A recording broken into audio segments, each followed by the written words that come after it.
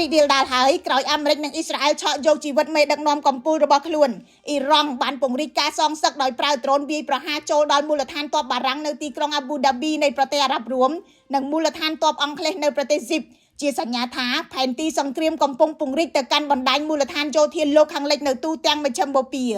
យោងតាម The Telegraph ដ្រូនរបស់អ៊ីរ៉ង់បានទម្លុះសំណាញ់មេឃចូលទៅដល់មូលដ្ឋានកងកម្លាំងបារាំងខាដឺឡាប៉េនៅអាប៊ូដាប៊ីកាលពីថ្ងៃទី1ខែមីនាចំណែកទូរទស្សន៍រុស្ស៊ី RT បានរាយការណ៍នៅព្រឹកថ្ងៃទី2ខែមីនាថាដ្រូនរបស់អ៊ីរ៉ង់ក៏បានវាយចូលមូលដ្ឋាន RAF Grotterie របស់កងទ័ពអង់គ្លេសនៅប្រទេសស៊ីបបន្ទាប់ពីការវាយប្រហារដោយមីស៊ីលនៅថ្ងៃទី1ខែមីនាតែត្រូវចាប់ស្ទាក់បាន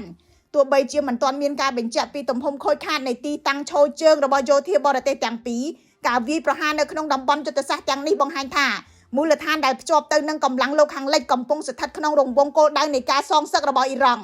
លំនាំវាយប្រហារដូចគ្នានេះបន្តពង្រីកនៅទូទាំងឈូងសមុទ្រពាក់ដោយប្រទេសដែលមានមូលដ្ឋានយោធាអាមេរិកនិងសម្ព័ន្ធមិត្តត្រូវបានដាក់នៅក្នុងគោលដៅវាយប្រហាររបស់អ៊ីរ៉ង់ប្រទេសអារ៉ាប់រួមគុយវ៉េតអូម៉ង់កាតាអ៊ីរ៉ាក់ហ្សូដានីបារ៉ែនអារ៉ាប៊ីសាអូឌីតនិងអ៊ីស្រាអែលត្រូវមីស៊ីលរបស់អ៊ីរ៉ង់ទម្លុះដែនអាកាសដោយខ្លះត្រូវស្ទាក់ចាប់បាននិងខ្លះទៀតរបូតទៅបុកចំគោលដៅបង្កការខូចខាតដំណំជាពិសេសនៅទីក្រុង Tel Aviv និង Jerusalem